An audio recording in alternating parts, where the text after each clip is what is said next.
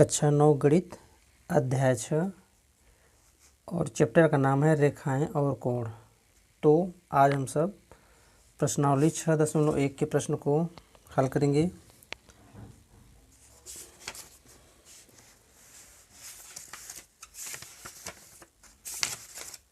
देखिए प्रश्नावली 6.1 में क्वेश्चन पहला कर रहा है, आकृति 6.13 में रेखाएं AB और CD बिंदु O पर प्रतिच्छेद करती हैं। तो AB और CD बिंदु O पर प्रतिच्छेद करती हैं यदि AOC प्लस कोण BOE बराबर 70 अंश दिया है और BOD ये वाला कोण का मान दिया है 40 अंश, तो हमको निकालना है BOE और प्रतिवर्ती कोण COE। तो बच्चों इसके पहले हम लोग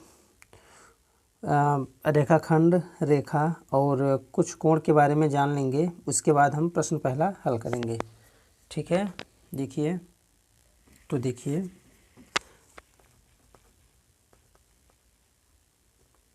बिंदु किसे कहते हैं। तो इसमें हम क्या लिखेंगे कि बिंदु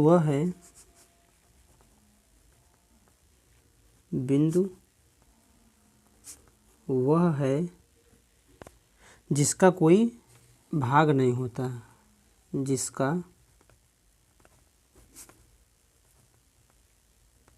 कोई भाग नहीं होता, तो क्या कहलाता है, बिंदु कहलाता है। जैसे यहाँ पे हमने कोई बिंदु ले लिया है, अब इस पे कोई भाग नहीं है इसका, तो बिंदु उसे कहेंगे जिसका कोई भाग नहीं होता। ठीक है, अब आगे देखिए बिंदु के बाद में हम सीखेंगे रेखा। तो रेखा किसे कहेंगे, लिखेंगे जो एक रेखा होती है वो चौड़ाई रहित है ना, लिखेंगे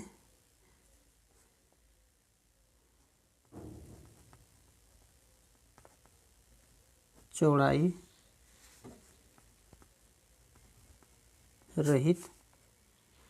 रहित जो लंबाई होती है उसको हम लोग क्या बोलते हैं, रेखा। चौड़ाई रहित जो लंबाई होती है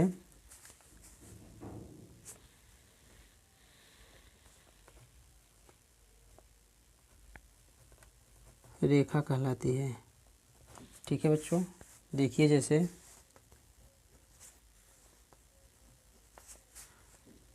कोई रेखा हम यहाँ पे खींचेंगे, अगर मान लेते हैं तो देखिए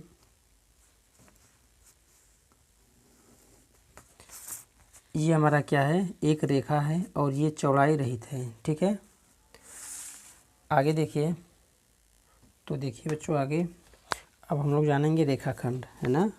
ये हमारा रेखा है, एक बिंदु से दूसरे बिंदु तक हम खींच सकते हैं इसको। तो आगे लिखेंगे रेखाखंड। तो रेखाखंड में हम क्या लिखेंगे, देखिए लिखेंगे जब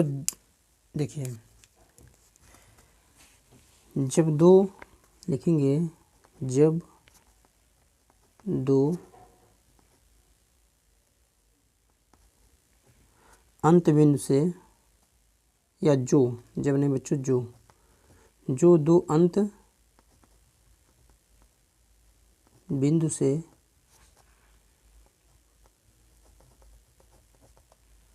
घिरा होता है रेखाखंड कहलाता है।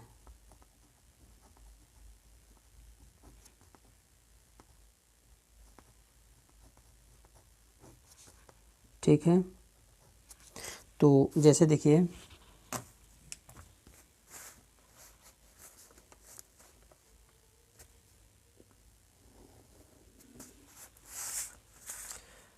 हमने क्या लिखा है कि जो दो अंत बिंदु से, तो यहाँ पे एक अंत बिंदु यहाँ मान लेते हैं A और यहाँ पे एक अंत बिंदु मान लेते हैं B। तो हमने क्या लिखा है कि जो दो अंत बिंदु से घिरा होता है उसको हम क्या बोलते हैं, रेखाखंड बोलते हैं। अब देखिए बच्चों यहाँ पे रेखा भी ऐसे सेम दिख रहा है, तो देखिए यहाँ पे रेखाखंड ये हमारा शांत है, इसको हम लोग शांत रेखा भी बोलते हैं। रेखाखंड को शांत रेखा भी बोलते हैं, ठीक है। क्यों? क्योंकि इसको हम आगे बढ़ा सकते हैं किसी भी दूरी से, किसी भी दूरी का मतलब कोई भी दूरी से हम इसको बढ़ा सकते हैं, कितनी भी दूरी ले सकते हैं। और बच्चों यहाँ पर रेखा जो है वो रेखा क्या है कि देखिए ये बढ़ती हुई चली जाएगी, है ना। तो रेखाखंड एक निश्चित होता है, लेकिन रेखा क्या होता है, अनिश्चित होता है, ठीक है। आगे देखिए, कोई एक रेखा, भाई किसी भी दूरी से हम नाप सकते हैं इसको, कोई एक रेखा है ये, लेकिन जो रेखाखंड होता है इनकी दूरी हम ज्ञात कर सकते हैं, ठीक है। आगे देखिए, हम समांतर रेखा किसे बोलेंगे, ठीक है। समांतर रेखा,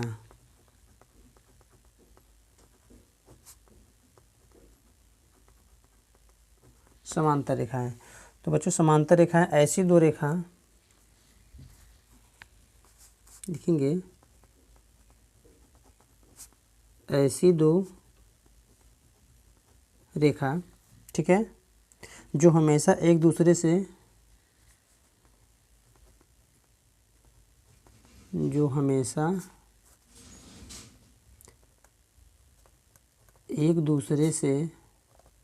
ठीक है क्या हो, समान दूरी पर होती हैं, दूसरे से क्या होती हैं,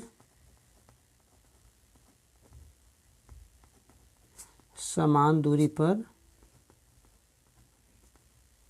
होती हैं, ठीक है बच्चों। और इसमें क्या होता है कि इन दोनों रेखाओं के जो बीच की दूरी होती है,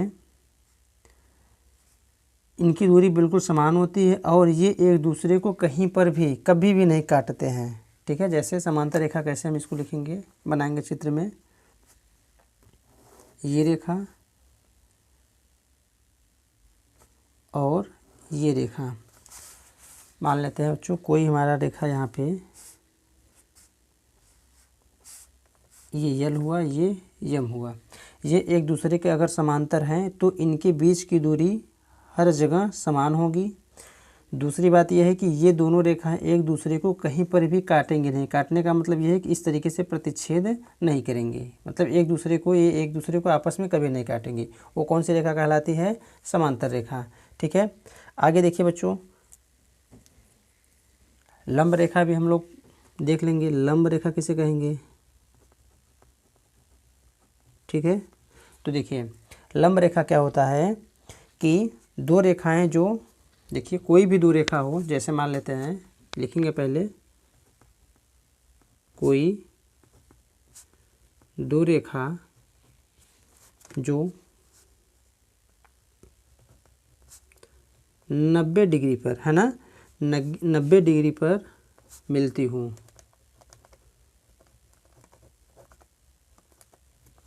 कोई रेखा जो 90 डिग्री पर मिलती हो तथा अब देखिए बच्चों, जब कोई दो रेखा, देखिए मान लेते हैं कोई दो रेखा ये और एक रेखा ये, कहीं पर भी हो सकता है, जैसे मान लेते हैं इधर भी हो सकता है, इधर भी हो सकता है, कहीं पर भी अगर एक रेखा दूसरी रेखा से मिल रही हैं और दोनों रेखाओं से कितने अंश का कोण बन रहा है, 90 अंश का। देखिए यहाँ से अगर 90 डिग्री का कोण बन रहा है तो ये रेखा क्या होगी, लंब रेखा कहलाएंगी, ठीक है। ये देखिए 90 अंश का कोण बना रही है, यहाँ पर भी बच्चों 90 अंश का कोण बन रहा है और यहाँ पर भी 90 अंश का कोण बन रहा है।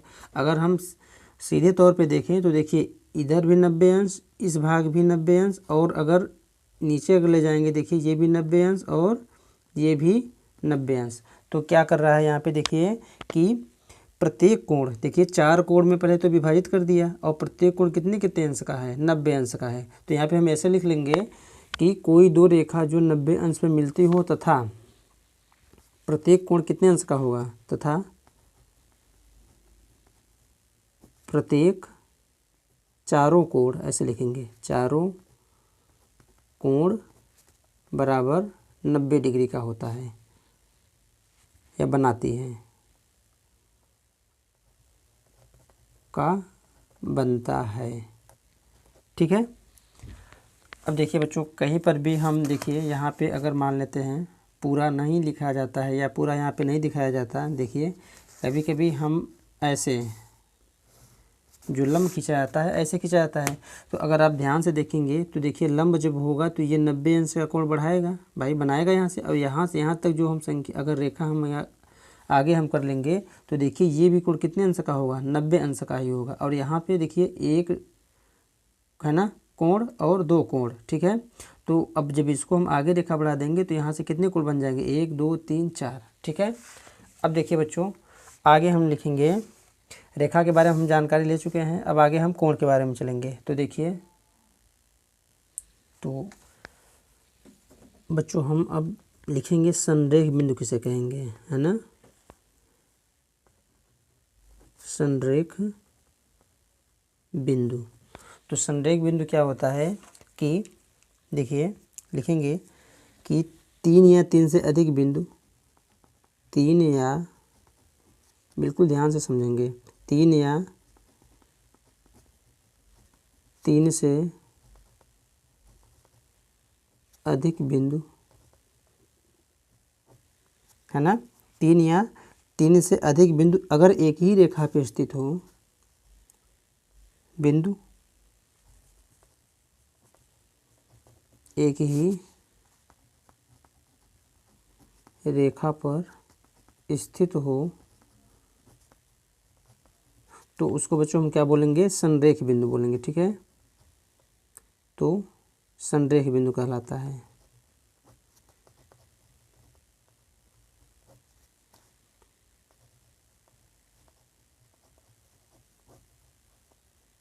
ठीक है। तो इसमें देखिए कोई रेखा है, मान लेते हैं कोई रेखा है, इस पे क्या कर रहा है कि 3 या 3 से अधिक बिंदु अगर बैठा हो, मान लेते हैं एक बिंदु ए है, एक बिंदु ये बी हो गया, अब इसी के बीच में कहीं पर भी अगर एक बिंदु सी भी बैठा है तो ये क्या कहलाएगा, ये संरेख बिंदु। ठीक है। अब इसके विपरीत क्या हो जाएगा, असंरेख बिंदु। अगर कोई 3 या 3 से अधिक बिंदु एक ही रेखा पर नहीं बैठा होगा तो उसको हम बोलेंगे असंरेख बिंदु। ठीक है। अब आगे देखिए, शीर्ष किसे बोलते हैं बच्चों, क्योंकि ये सब सारी चीज़ें हमको क्वेश्चन में मिलेगा, है ना, शीर्ष। तो बिल्कुल आप शुरुआत से बिल्कुल हम जानेंगे, है ना। तो शीर्ष किसे बोलेंगे, तो लिखेंगे बच्चों वह उभयनिष्ठ, वह, है ना, वह उभयनिष्ठ अंत, वह उभयनिष्ठ अंत, है ना, वह उभयनिष्ठ अंत बिंदु।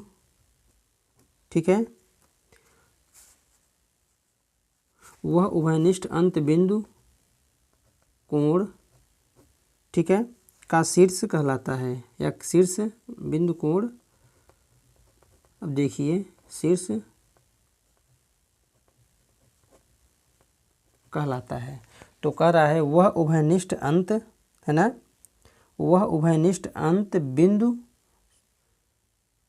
कोण शीर्ष कहलाता है। तो कैसे, देखिए मान लेते हैं कोई हमारे पास 2 रेखा है,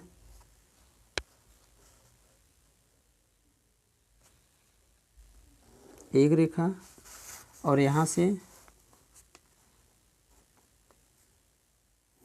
एक रेखा। ठीक है। तो देखिए कह रहा है वह उभयनिष्ठ अंत बिंदु, किन्हीं 2 रेखाओं का, देखिए 2 रेखाओं का उभयनिष्ठ अंत बिंदु हमारा क्या है, मान लेते हैं ए। अब ये क्या बनाएगा बच्चों, यहाँ पे कोण बना देगा। ठीक है।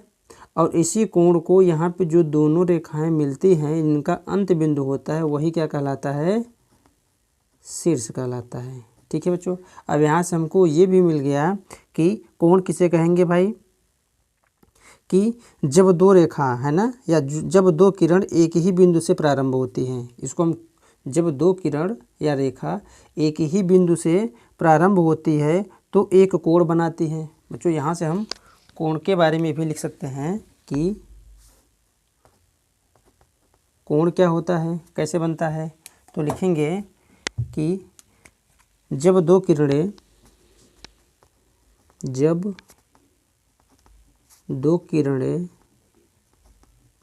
एक ही, है ना, एक ही अंत बिंदु से प्रारंभ होती हैं, एक ही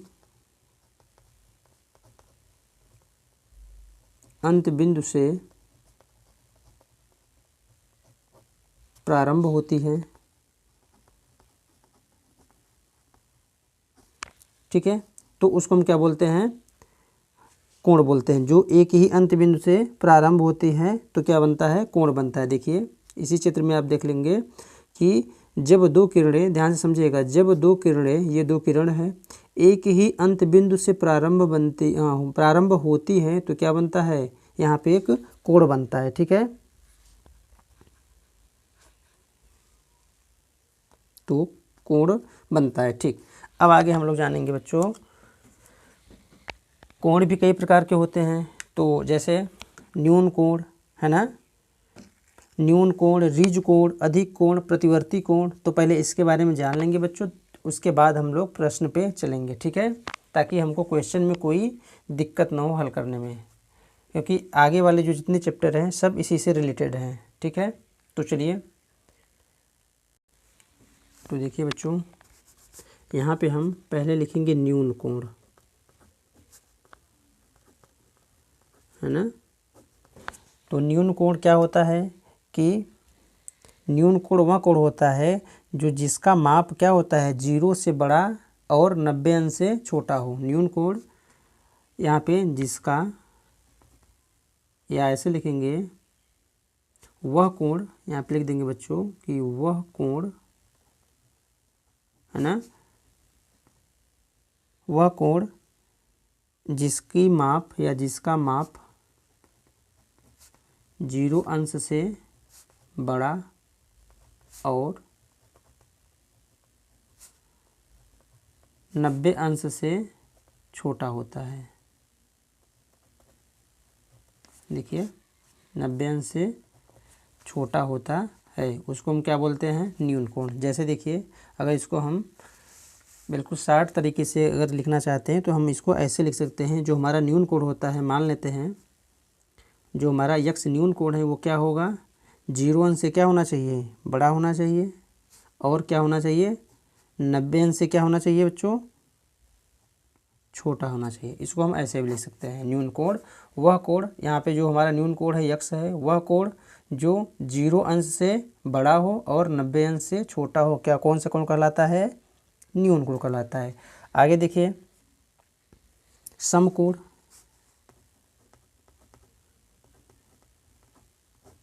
तो समकोण क्या होता है बच्चों, वह कोण जिसकी माप या जिसका माप कितना होना चाहिए, 90 अंश होता है, उसको हम क्या बोलते हैं, समकोण बोलते हैं, ठीक है। जैसे मान लेते हैं हमारा कोई कोण है यक्स, तो यक्स बराबर कितना है, 90 अंश, 90 डिग्री, तो ये क्या कहलाएगा, समकोण कहलाएगा, ठीक है। आगे देखिए, समकोण के बाद हम लोग चलेंगे बच्चों, अधिक कोण किसे बोलते हैं, तो अधिक कोण,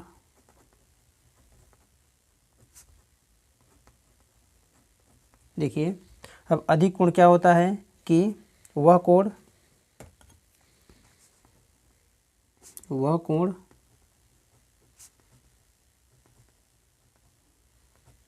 जिसकी माप 90 अंश से बड़ा और 180 अंश से क्या होता है, छोटा होता है या कम होता है, 180 अंश से कम हो, वह क्या कहलाता है, अधिक कोण। जैसे इसको हम ऐसे भी लिख सकते हैं कि जो हमारा यक्स है, देखिए ऐसे लिखेंगे, यक्स हमारा कोई अधिक कोण है वो क्या है कि 90 अंश, देखिए 90 अंश से ये बड़ा है और क्या है 180 अंश से देखिए छोटा हो, कम हो, उसको हम लोग कौन सा कोण बोलेंगे? अधिक कोण बोलेंगे। ठीक है, आगे देखिए ऋजु कोण किसे बोलेंगे बच्चों? ठीक है, तो ऋजु कोण, जो हमारा ऋजु कोण होता है वो क्या होता है? 180 अंश होता है। ठीक है, तो इसको हम ऐसे लिखेंगे कि इसको हम ऐसे लिखेंगे, देखिए कि जो हमारा ऋजु कोण होता है, कोई रेखा है और यहाँ पे कोई बिंदु है, तो यहाँ से यहाँ तक का जो कोण बनेगा बच्चों, ये हमारा क्या होगा? 180 अंश। ठीक है, इसी को हम बोलते हैं ऋजु कोण। तो यहाँ पे मान लेते हैं यक्स, हमारा जो कोण यहाँ से यहाँ तक बनेगा किसी रेखा पे, कितने अंश का बनेगा? 180 अंश पे, बिल्कुल एकदम सीधी रेखा होगी, है ना। और उसी रेखा पे एक बिंदु है, तो यहाँ से यहाँ तक जो ये कोण बनाएगा वो कितने अंश का बनेगा? 180 अंश का। इसको हम बोलते हैं ऋजु कोण। ठीक है बच्चों, अब आगे देखिए ऋजु कोण के बाद प्रतिवर्ती कोण के बारे में जानेंगे। तो देखिए, तो लिखेंगे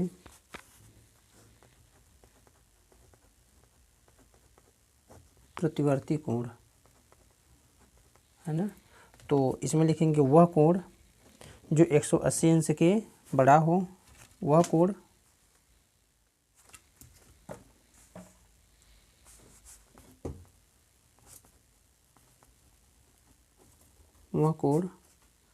है ना, वह कोण जिसकी माप 180 अंश से बड़ा हो,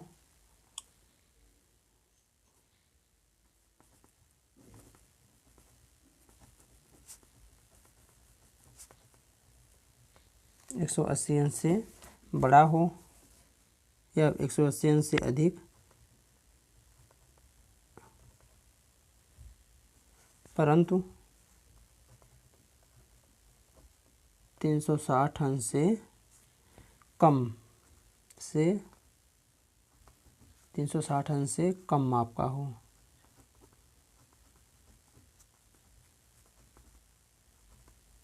ठीक है, उसको हम क्या बोलेंगे? प्रतिवर्ती कोण। ठीक है, जैसे इसको हम ऐसे लिखेंगे, यहाँ पे बच्चों हम चित्र बना लेंगे, क्योंकि ये कई बार क्वेश्चन गलत हो जाता है यहाँ से, तो चित्र के अनुसार इसको हम समझेंगे।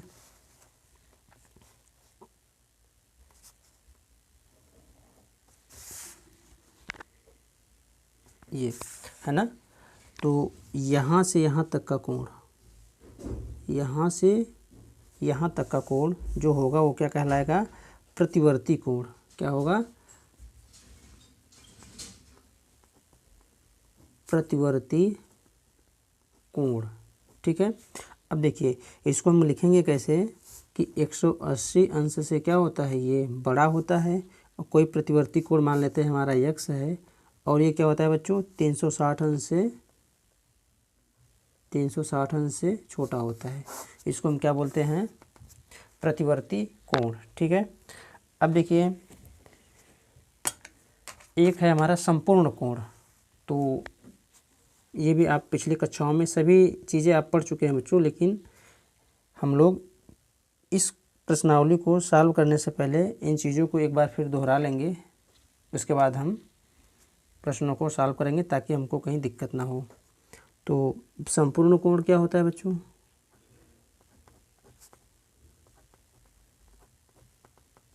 संपूर्ण कोण क्या होता है? तो हम लिखेंगे वह कोण है ना, वह कोण जो कितने अंश का होता है? 360 डिग्री का होता है। वह कोण जो 360 अंश का होता है उसे हम लोग क्या बोलते हैं? संपूर्ण कोण। जैसे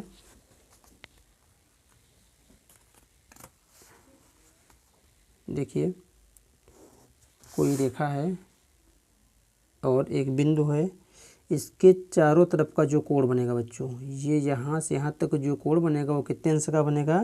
360 अंश। ये कितने अंश का कोण बनेगा? 360 अंश का। ये डिग्री है ना, 360 अंश का। तो ये हो जाएगा। ठीक है, इसको हम क्या बोलते हैं, संपूर्ण कोण। तो आगे देखिए बच्चों, आगे हमारा पूरक कोण किसे बोलेंगे, पूरक कोण। तो पूरक कोण वह होता है जिन दो कोणों का योग कितना होना चाहिए, 90 अंश होना चाहिए। तो यहाँ पे हम ऐसे लिख देंगे, जिन दो कोणों का योग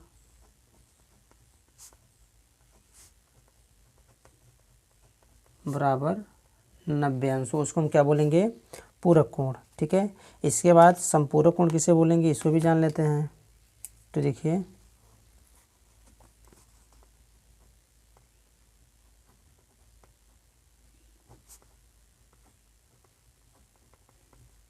ठीक है बच्चों, तो संपूरक कोण क्या होता है, जिन दो कोणों का योग कितना होना चाहिए, 180 अंश। जिन दो, ठीक है, जिन दो कोणों का योग हो कितना होना चाहिए, 180 अंश होना चाहिए।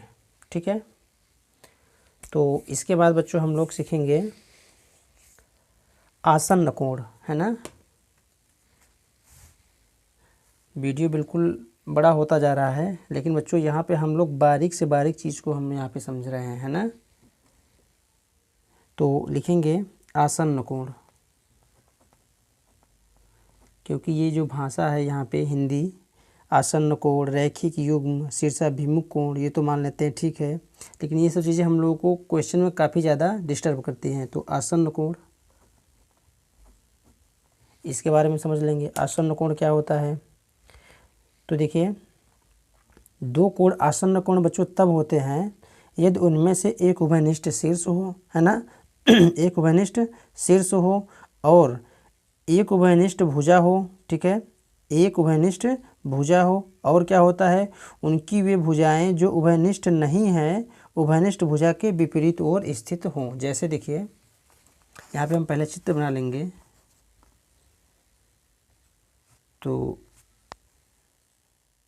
देखिए, ये जो कोण बना है ना, इसमें देखिए ये दो कोण आसन्न कब होंगे, ये जो दोनों कोण हैं आसन्न कब होंगे, यदि उनमें से एक उभयनिष्ठ शीर्ष हो। तो ध्यान से देखिए, जो ये शीर्ष है ये उभयनिष्ठ शीर्ष है, इस कोण के लिए भी और इस कोण के लिए भी उभयनिष्ठ शीर्ष हो। उसके बाद बच्चों क्या हो कि उसमें ये भुजा भी एक उभयनिष्ठ हो। तो देखिए, एक भुजा इस कोण में भी एक भुजा ये, और इस कोण में भी एक भुजा ये, तो इन दोनों कोण में एक जो भुजा है वो उभयनिष्ठ हो। और क्या कहा था कि एक शीर्ष उभयनिष्ठ हो। और उसके बाद बच्चों क्या होता है कि इसके बाद में जो भुजाएं है ना, और जो उनकी भुजाएं हैं वो क्या हो, जो उभयनिष्ठ ना हो, इसके क्या हो, विपरीत हो। दोनों भुजा क्या होगी, जो उभयनिष्ठ भुजा है उसके विपरीत हो। ठीक है, विपरीत भुजा पे स्थित हो। तो इसको हम लोग बोलते हैं आसन्न कोण।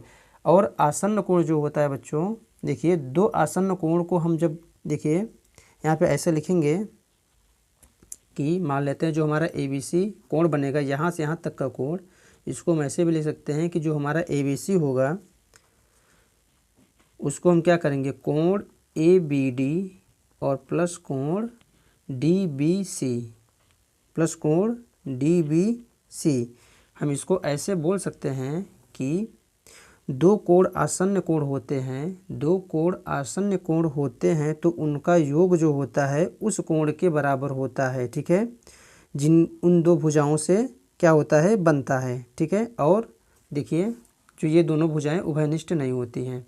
ठीक है, तो यहाँ पे हम क्या कहेंगे, आसन्न कोण कि दो आसन्न कोण को मिलाने पर जो कोण बनेगा, देखिए ये जो कोण बनता है वो देखिए क्या होता है, यहाँ से यहाँ तक की कोण और यहाँ से यहाँ तक का कोण, है ना, के बराबर होता है। ठीक है, दोनों आसन्न कोणों के योग के वह कोण क्या होता है, बराबर होता है।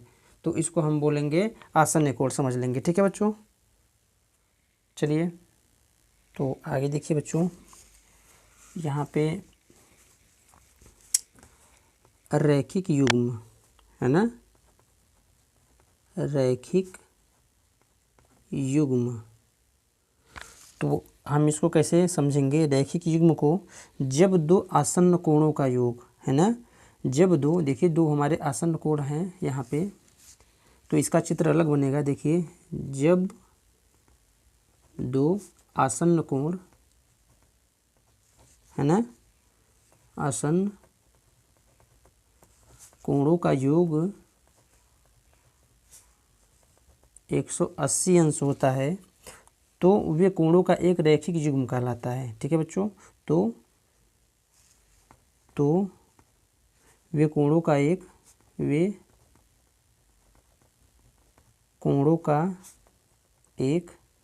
रैखिक युग्म बनाते हैं, एक रैखिक युग्म बनाते हैं। ठीक है बच्चों, तो आगे देखिए, अगर मान लेते हैं रैखिक युग्म बनाते हैं, ठीक है, अगर मान लेते हैं कोई रेखा है, देखिए कोई रेखा है, रेखा हम सीधी होगी, मान लेते हैं कोई एक रेखा है, ठीक है, ये, या ऐसे मान लेंगे बच्चों कि ये हमारा कोई रेखा है, इस पर कोई किरण खड़ी हुई है। किरण का मतलब कुछ भी हो सकता है, चाहे इधर से आए, चाहे इधर से आए, चाहे इधर जिधर से भी आए बच्चों। तो हम इसको हम ऐसे भी कर सकते हैं, मान लेते हैं ये किरण हमारा जो है इधर से आ रहा है, ठीक है। अब कोई रेखा पर एक किरण जो है खड़ी है, भाई जो रेखा है इस पर एक हमारी किरण क्या है, खड़ी है। तो यहाँ पे क्या कहेंगे, तो इस प्रकार बने जो आसन्न कोण होंगे यहाँ से और ये जो बने दो आसन्न कोण होंगे वो क्या होगा कि इन दोनों कोणों का योग कितना होगा, 180 अंश होगा। ठीक है, इन दोनों कोणों का योग क्या होगा, 180 अंश होगा। देखिए यहाँ से यहाँ तक कितने अंश का कोण बना रहा है, 180 अंश। ठीक है, तो यहाँ पर हम ये भी लिखे हैं कि जब दो आसन्न कोणों का योग 180 अंश होता है तो क्या कहलाएंगे, कोणों का एक रैखिक युग्म बनाते हैं। ठीक है बच्चों, अब आगे देखिए, तो इसको बच्चों हम लोग देखिए ऐसे भी बोल सकते हैं कि यदि दो आसन्न कोणों का योग 180 अंश होता है तो उभयनिष्ठ जो भुजा होती है, देखिए जो आसन्न कोण इधर से और आसन्न कोण इधर से को मिलाती है, जो दो आसन्न कोणों का योग 180 अंश होता है, तो जो बच्चों यहाँ पे हमारी उभयनिष्ठ भुजा है ना, एक क्या कहलाएगी, ये एक रेखा कहलाएगी। तो यहाँ से हमको क्या मिलेगा कि इसको हम क्या बोलेंगे, रैखिक युग्म अभिगृहित। क्या बोलेंगे बच्चों, रैखिक युग्म अभिगृहित। ये हमारा क्या था, रैखिक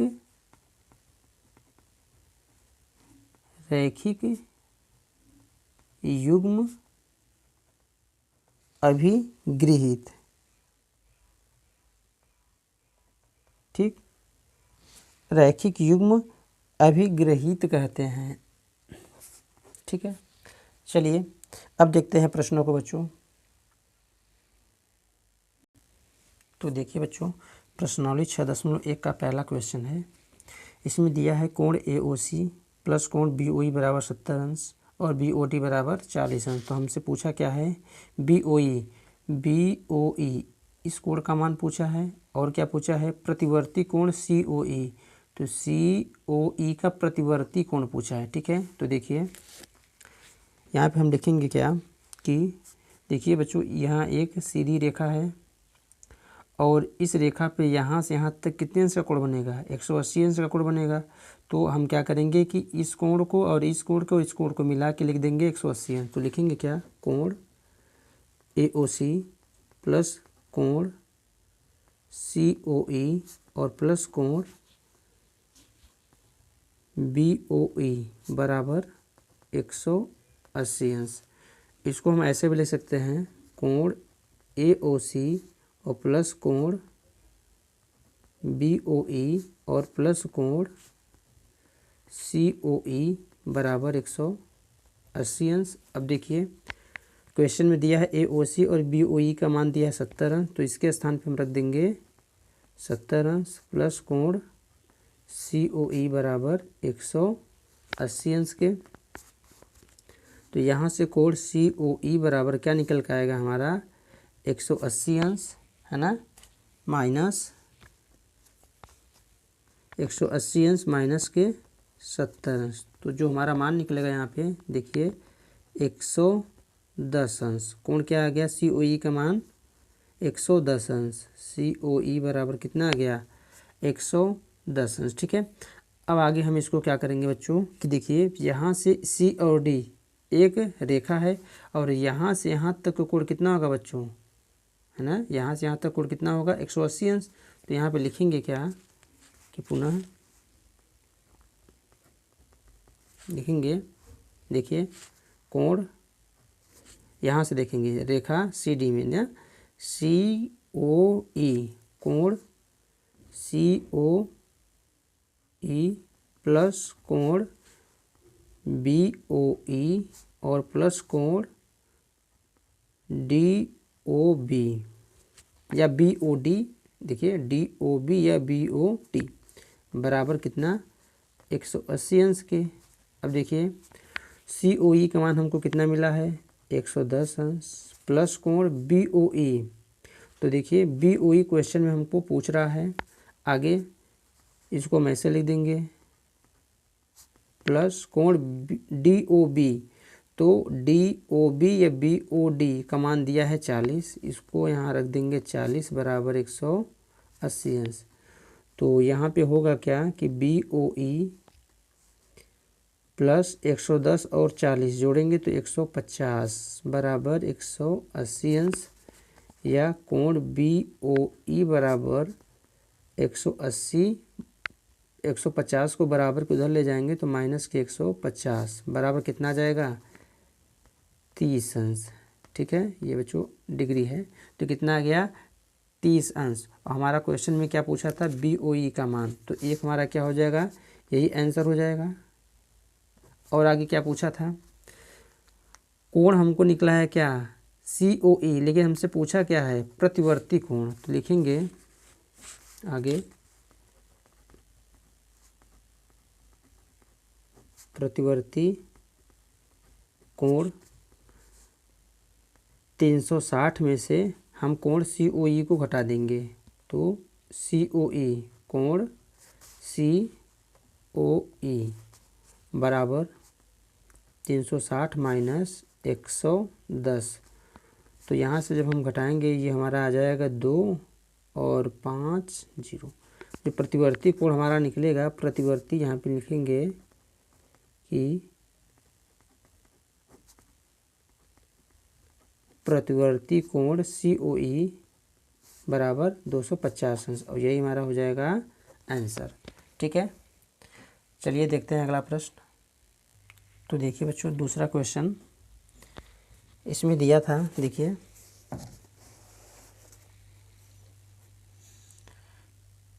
XY और यमयन बिंदु O पर प्रतिच्छेद करती हैं यदि कोण POI 90 अंश दिया है और A अनुपात B के अनुपात में जो दिया है मान यहाँ पे 2 और 3 के अनुपात में, तो C का मान यहाँ पे ये वाला कोण पूछ रहा है। तो देखिए दिया है A अनुपात B बराबर 2 अनुपात 3, तो यहाँ पे मान लेंगे, इसलिए A बराबर हमारा क्या हो जाएगा 2x और B बराबर 3x, इसको मान लेंगे। ठीक है, अब देखिए A बराबर 2x और B बराबर 3x हो गया। और यहाँ से देखिए रैखिक युग्मी में क्या होता है बच्चों कि इन दोनों कोणों का योग ये बड़े कोण के क्या होगा बराबर होगा। तो यहाँ से हम लिखेंगे क्या कि XY है ना, लिखेंगे कोण XOM प्लस कोण MOP बराबर कोण XOP। ठीक है, रैखिक युग्म से।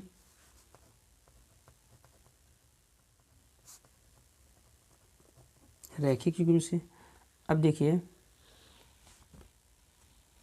तो यहाँ से होगा क्या बच्चों, तो देखिए यहाँ पे बच्चों ये जो हमारा भाग है ये इसमें हम प्लस 90 भी जोड़ेंगे, है ना, तो ये हमारा रैखिक नहीं बिल्कुल आसन्न होगा, है ना, मिस्टेक है, आसन्न युग्म आसन्न कोण से, है ना। आसन्न कोण देखिए हमने पढ़ा रखा था कि आसन्न कोण क्या होता है, देखिए आसन्न कोण क्या होता है कि अगर हमको यहाँ से यहाँ तक का कोण ज्ञात करना है तो इन दोनों कोण को हम क्या करते हैं, जोड़ लेते हैं। ठीक है। और रैखिक युग्म बच्चों क्या था कि इन दोनों कोणों का योग कितना होना चाहिए, 180 अंश होना चाहिए। ठीक है। इसके बाद ये प्रयोग होगा।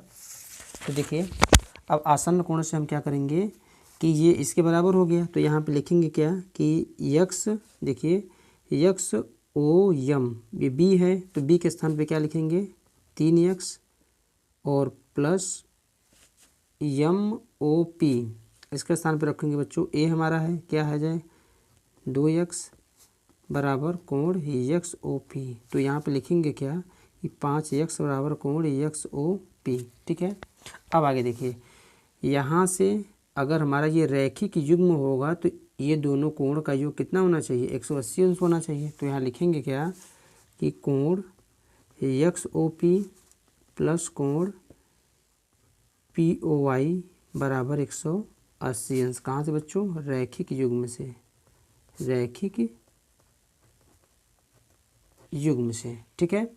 अब देखिए यक्स ओ पी का मान कितना दिया है 5x plus P O Y का मान देखिए क्वेश्चन में दिया है पी ओ वाई बराबर 90 अंश बराबर 180 अंश। ठीक है। तो यहाँ पे लिखेंगे क्या 5x बराबर 180 माइनस के 90, तो यहाँ पे क्या हो जाएगा 5x बराबर 90 अंश, यही तो होगा। अब देखिए ये डिग्री में बच्चों, अब देखिए x बराबर 90 बटा के 5 करेंगे तो काटिए इसको, 5 एकम 5, 5 अट्ठे 40, 18 पंचे 90, तो x बराबर कितना आ गया 18 अंश। तो क्वेश्चन में पूछा था क्या c का मान बताना है हमको, है ना। तो c का मान देखिए कैसे होगा, निकलेगा यहाँ से, देखिए ये हमारा एक रेखा है और यहाँ पर देखिए किरण कोई है। ठीक है, हमने यही तो पढ़ा था। ठीक है कि जब दो आसन्न कोणों का योग 180 अंश होता है, ठीक है, तो वे कोण क्या होते हैं, रैखिक युग्म बनाते हैं। तो यहाँ पे x का मान कितना निकल के आया 18। तो अब चूँकि x का मान जब 18 आया है तो यहाँ से हम क्या निकालेंगे b का मान, तो 3x दिया है तो b बराबर क्या हो जाएगा 3 इंटू 18, 18 त्रिक 54 अंश। तो b का मान कितना निकल के आएगा बच्चों, यहाँ पे ध्यान दीजिएगा b का मान कितना है 54 अंश, यहाँ पे 54 अंश इसका मान आ गया। अब हमको कोण c का मान निकालना है, तो देखिए लिखेंगे क्या कि कोण यक्स ओ एम प्लस कोण यक्स ओ एन बराबर 180 अंश। कहाँ से, रैखिक युग्म से। और यहाँ पे देखिए यक्स ओ एम का मतलब, देखिए यक्स ओ एम का मतलब कोण बी, और कोण बी का मान हमने क्या निकाल रखा है बच्चों 54 अंश। तो यहाँ लिखेंगे क्या कि B plus X O N के स्थान पे क्या है बच्चों सी, बी प्लस सी बराबर 180 अंश। तो यहाँ से बी के स्थान पे रखेंगे बच्चों कितना 54 अंश प्लस सी बराबर 180 अंश।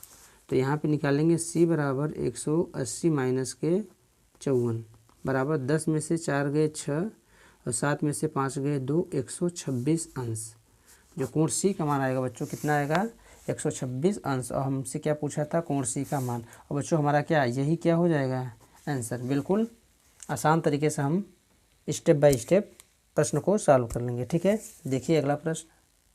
देखिए बच्चों तीसरा क्वेश्चन कर रहा है कोण पी क्यू आर बराबर कोण पी आर क्यू।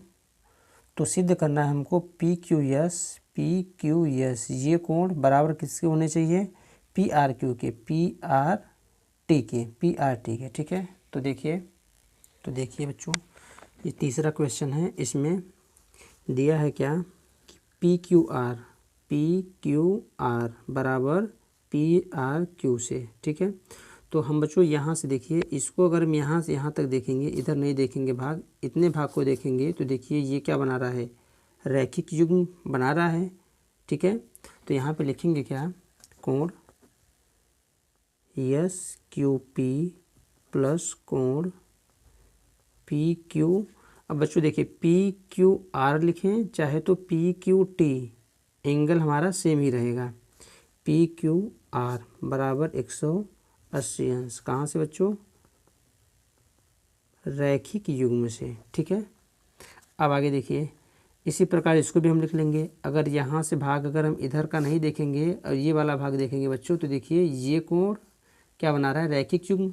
तो यहाँ पर भी इसको भी लिख लेंगे ऐसे, इसको मान लेंगे समीकरण नंबर फर्स्ट। आगे देखिए, कोण पी आर क्यू, कोण पी आर क्यू प्लस कोण P R T, P R T बराबर 180 अंश। इसको मान लेंगे समीकरण नंबर 2। कहाँ से बच्चों, रैखिक युग्म। ठीक, अब देखिए, तो दोनों समीकरण में आप देखेंगे 180 अंश इसके बराबर है और 180 अंश जो है इसके बराबर है। तो समीकरण 1 और 2 से लिखेंगे, समीकरण 1 तथा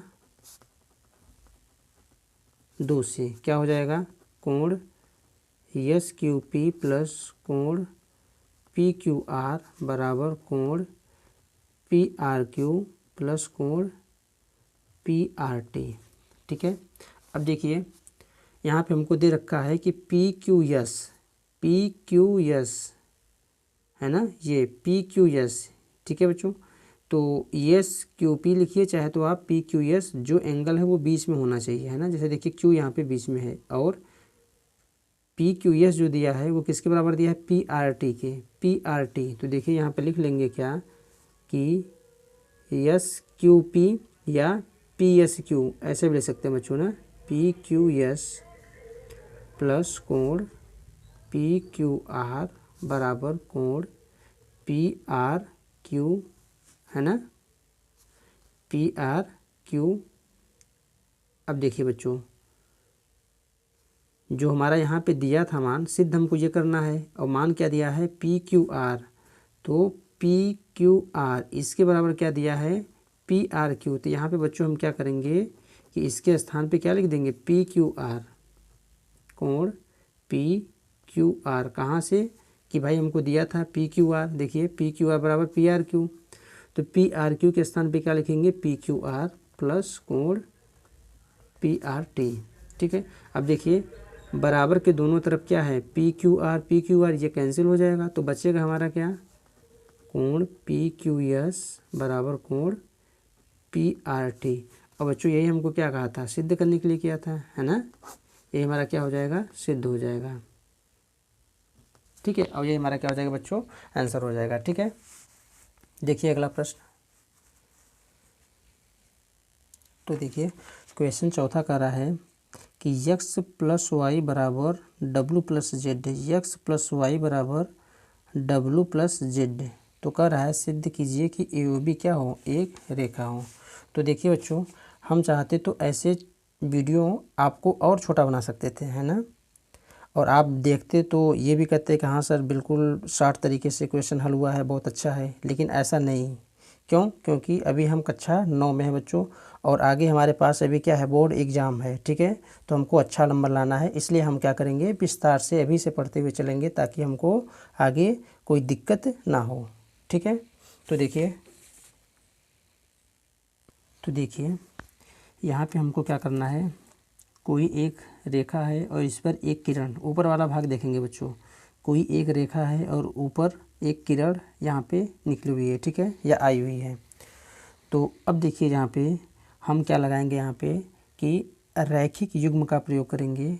क्यों, क्योंकि किसी भी रेखा पर, है ना, यदि कोई किरण खड़ी होती है तो इस प्रकार बने दो आसन्न जो कोणों का योग होता है कितना होता है, 180 अंश होता है। तो लिखेंगे यहाँ पे कि कोण ए, है ना, और इसको बच्चों क्या मान लेंगे हम, यहाँ पे जो हमारा ये बिंदु है, देखिए यहाँ पे इसको बिंदु को हम मान लेते हैं ओ। ठीक है, ये वाला बिंदु ओ है और ये कोण जो है हमारा ये डब्लू है। ठीक है, ये हमारा मूल बिंदु है ना, सबका ये बिंदु यहाँ पे जो है, जो हम इसको बोल सकते हैं शीर्ष, है ना, ओ है हमारा। ठीक है, तो देखिए आगे, कोण ए ओ सी और प्लस कोण सी ओ बी बराबर कितना है, 180 अंश। कहाँ से, रैखिक युग्म से,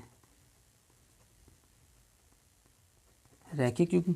ठीक है, इसको मान लेंगे समीकरण नंबर 1, या फिर अभी नहीं, पहले इसका मान रख देते हैं। ए ओ सी के स्थान पे क्या दिया है, देखिए ए ओ सी का मान क्या दिया है, ए ओ सी वाई, और प्लस सी यू बी के स्थान पे यक्स बराबर 180 अंश, समीकरण नंबर 1।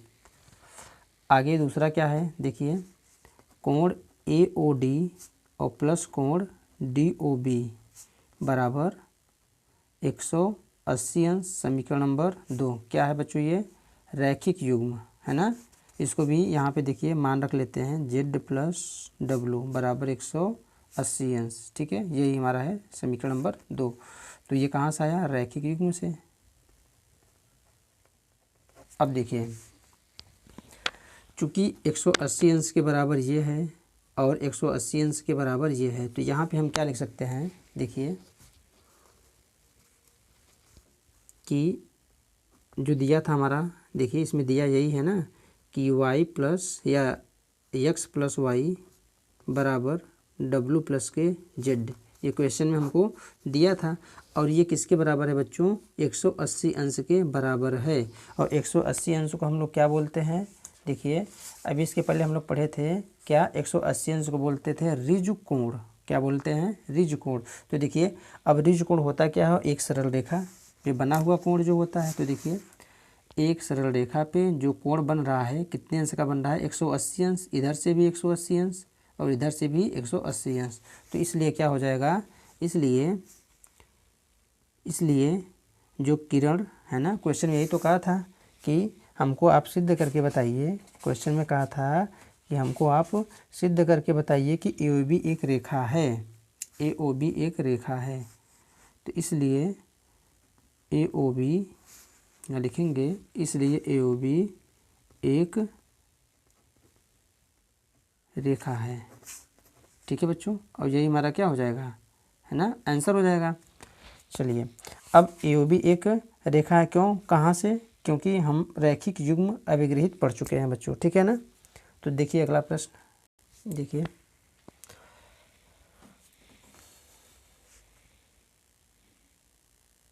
तो देखिए बच्चों यहाँ पे हम लिखेंगे क्या कि कोण पी ओ एस प्लस कोण आर ओ एस बराबर कोण पी ओ आर, कहाँ से, आसन्न कोण से, है ना। ये हमारा क्या है, आसन्न कोण से। ठीक है, अब देखिए पुनः लिखेंगे कोण पी ओ आर और प्लस कोण, देखिए पी ओ आर प्लस कोण आर ओ क्यू। ठीक है, बराबर ये क्या हो जाएगा, 180 अंश। कहाँ से, तो ये हमारा आएगा बच्चों रैखिक युग्म से, रैखिक युग्म से। आगे देखिए पी ओ आर के स्थान पे हम पुनः यही मान रख सकते हैं, देखिए क्योंकि हमको निकालना क्या है कि क्यू ओ एस और पी ओ एस। तो देखिए यहाँ से पी ओ एस मिल जाएगा, तो इसके स्थान पे हम क्या लिख लेंगे, यही लिख लेते हैं बच्चों। तो लिखेंगे क्या कि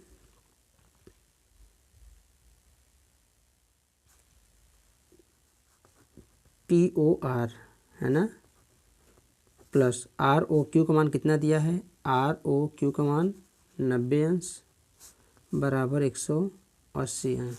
तो यहाँ पे लिखेंगे क्या, कोण पी ओ आर बराबर 180 अंश माइनस के 90 अंश। यह आ गया हमारा 90 अंश से किसका मान आया बच्चों, पी ओ आर। तो पी ओ आर किसके बराबर है, P O S plus R O S. तो यहाँ पे ऐसे भी लिख सकते हैं, अतः कोण पी ओ एस प्लस कोण आर ओ एस बराबर 90 अंश। ठीक है, इसको मान लेंगे समीकरण नंबर 1। आगे देखिए दूसरा, हमको इसमें इसको देखते हुए बच्चों हल करेंगे। तो देखिए यहाँ पे हमको क्यू ओ एस भी लेना है ना, क्यू ओ एस। तो लिखेंगे क्या, क्यू ओ एस बराबर क्या होगा, देखिए क्यू ओ एस बराबर होगा, देखिए क्यू ओ एस बराबर होगा, क्यू ओ एस आसन्न कोण क्या होता है कि S O R plus R O Q. लिखेंगे इसको कि क्यू ओ यस बराबर कोण SOR या ROS है ना, SOR बच्चों या ROS चलिए लिख देते हैं हम इसको ROS है ना, और प्लस कोण ROQ कहाँ से, आसन्न कोण है ना। आगे देखिए तो QoS जो होगा इसको हम क्या करेंगे, देखिए QoS और यहाँ पे हम क्या करेंगे कि माइनस के ROS को इधर ला लेंगे तो माइनस ROS, ठीक है, और बराबर यहाँ पे POQ सॉरी ROQ का जो मान है, ROQ का मान कितना दिया है, 90 अंश दिया है, तो यहाँ पे रख लेंगे क्या, 90 अंश। ये हो गया हमारा बच्चों समीकरण नंबर 2। तो लिखेंगे क्या कि समीकरण 1 तथा 2 से, समीकरण 1 तथा 2 से क्या है कि इतने बराबर 90 अंश और इसके बराबर भी 90 अंश है, तो क्या होगा, ये दोनों एक दूसरे के बराबर हो जाएंगे। तो लिखेंगे POS प्लस कोण ROS बराबर QoS और माइनस कोण ROS। तो यहाँ से ROS एक तरफ करेंगे तो देखिए पहले ROS इसको लाएंगे तो माइनस से प्लस हो जाएगा, ROS बराबर कोण QoS यहीं पर रहेगा बच्चों, इसको हम इधर लाएंगे तो माइनस के POS, ठीक है। ROS कितना हो जाएगा, 2 कोण ROS और बराबर कोण QoS माइनस कोण POS। तो देखिए यहाँ से हम ROS जब निकालेंगे तो यहाँ पे गुणा है, ये आ जाएगा भाग में 1/2 कोण QoS और माइनस कोण POS, ठीक है। और यही हमारा क्या था बच्चों, आंसर हो जाएगा, है ना। देखिए सिद्ध करने के लिए ये बोला था ROS बराबर 1/2 QoS माइनस POS और हमारे यहाँ पे आ गया, सिद्ध हो गया, ठीक है। चलिए देखते हैं अगला प्रश्न। देखिए बच्चों क्वेश्चन छठा कर रहा है कि यह दिया है कि XYZ बराबर 64 अंश और XY को बिंदु P तक बढ़ाया गया है। दी हुई सूचना से एक आकृति खींचिए। यदि किरण YQ ZYP को समद्विभाजित करती है तो XYQ और प्रतिवर्ती QYP के मान ज्ञात कीजिए। तो बच्चों इसमें हमको पहले क्या करना है, एक आकृति खींचना है। तो देखिए क्वेश्चन में कह रहा है कि XY को बिंदु P तक बढ़ाया गया है ना। पहले तो हम एक रेखा खींचेंगे यहाँ से XY, X है ना, यहाँ बच्चों Y मान लेते हैं, ये Y हो गया हमारा और ये X हो गया, ठीक है। ये Y हो गया और ये X हो गया। कह रहा है कि XY को बिंदु P तक बढ़ाया गया है। तो चलिए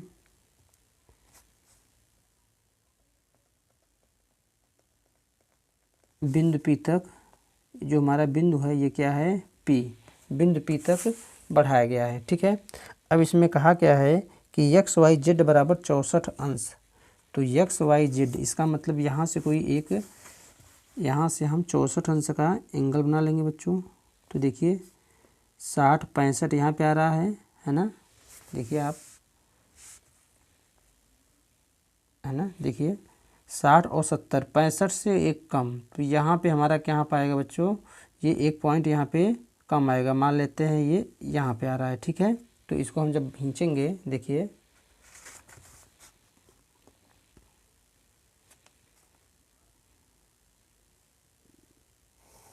तो यहाँ से हम क्या करेंगे, एक 64 अंश, इसका जो नाम है बच्चों ये मान लेते हैं बिंदु हमारा Z है। देखिए क्वेश्चन में दिया था, देखिए कह रहा है कि XYZ बराबर 64 अंश और XY को बिंदु P तक बढ़ाया गया है। अब देखिए एक हमने आकृति बना लिया, आगे कह रहा है यदि किरण YQ ZYP को समद्विभाजित करता है। तो देखिए बच्चों क्वेश्चन में आगे कह रहा है कि जो हमारा YQ है, तो एक अन्य रेखा है किरण YQ ZYP को समद्विभाजित करेगा। तो ZYP बच्चों यहाँ पे X हो गया, तो इसका मतलब यहाँ से हम ना इसको P इधर आप मत बढ़ाइए, ठीक है, ये गलत हो जाएगा, है ना। हमको P इधर बढ़ाना है, बिंदु P तक इधर मान बढ़ा लेते हैं। चलिए देखिए मान लेते हैं जो हमारा बिंदु P है इधर नहीं बढ़ा है, बिंदु P जो हमारा है बच्चों यहाँ तक बढ़ा है। अब देखिए, अब यहाँ पे कह रहा है कि जो YQ, तो यहाँ से YQ एक रेखा है, किरण है, यहाँ से YQ, Y इसका नाम है बच्चों Q। क्वेश्चन में कह रहा है कि जो YQ किरण है वो क्या काम कर रहा है कि ZYP को समद्विभाजित कर रहा है। इसका मतलब ये जो भाग है इस भाग के क्या है, ये बराबर है।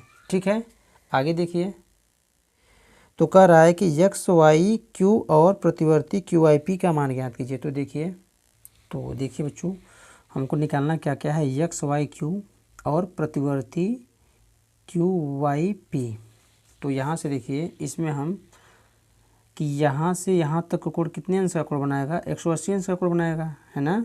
देखिए, ये एक सरल रेखा है और यहाँ पे एक बिंदु है, तो यहाँ से यहाँ तक कितने अंश का कोण बनाएगा, 180 अंश का कोण बनाएगा। तो यहाँ पे हम लिखेंगे क्या कि कोण PYQ प्लस कोण QYZ। देखिए, PYQ और QYZ और ZYX प्लस ZYX बराबर 180 अंश। ठीक है, इसके बाद क्या होगा, जो PYQ है, देखिए PYQ इन्होंने क्या कहा था कि जो Y और Q रेखा है ये PYZ को समद्विभाजित करता है, समान भागों में क्या करता है, ये काट रहा है। ठीक है, तो इसको मान लेते हैं ये X है, तो ये भी X होगा, ये X कोण है तो ये भी कोण हमारा क्या होगा, X होगा। तो यहाँ से क्या लिखेंगे, PYQ के स्थान पे X और प्लस यहाँ पर भी X अंश, है ना बच्चों, और प्लस ZYX के स्थान पे क्या लिखेंगे, 64 बराबर 180 अंश।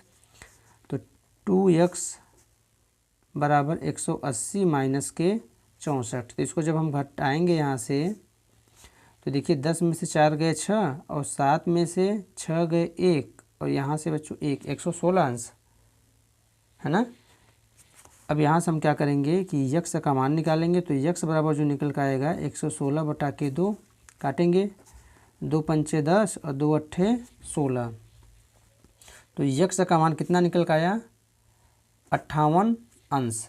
इसका मतलब ये है कि कोण PYQ बराबर कोण QYZ बराबर कितना निकल कर आया, 58 अंश। ठीक है, मतलब ये कोण और ये कोण कितने अंश के हैं, दोनों 58 अंश के हैं। आगे इन्होंने क्या कहा कि XYQ का मान निकालना है हमको। तो देखिए XYQ का जब मान निकालेंगे तो यहाँ से लिखेंगे क्या कि कोण XYQ बराबर क्या हो जाएगा, ये दोनों कोण क्या होंगे, जुट जाएंगे। तो कोण QYZ लिखेंगे, कोण QYZ प्लस कोण XYZ, है ना, XYZ या ZYX। ठीक है, अब देखिए तो QYZ का मान कितना है बच्चों, 58 अंश, और प्लस XYZ का मान यहाँ पे कितना दिया था, देखिए XYZ का जो मान दिया है वो दिया है 64 अंश।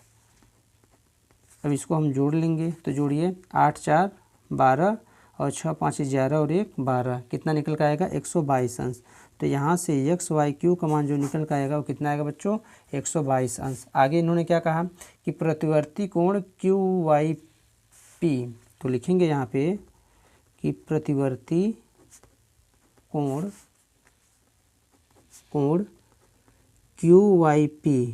तो देखिए कहाँ पे है, QYP जो प्रतिवर्ती कोण निकलेगा वो 360 अंश में इतने अंश को घटा देंगे, प्रतिवर्ती कोण निकल कर आएगा, है ना। कहने का मतलब 360 माइनस PYQ, तो लिखेंगे 360 माइनस कोण QYP, 360 अंश QYP। तो 360 में से हम QYP, तो देखिए QYP है ना, या PYQ। ठीक है बच्चों, ये दोनों एक ही कोण हैं। तो PYQ या QYP बराबर कितना दिया है, 58 अंश। तो यहाँ से हम क्या करेंगे, जब घटाएंगे तो 10 में से 8 गए 2 और यहाँ पे 5 बच्चों, यहाँ पे क्या आ जाएगा, 5 में से 5 गए 0 और यहाँ पे 3, तो 302 अंश।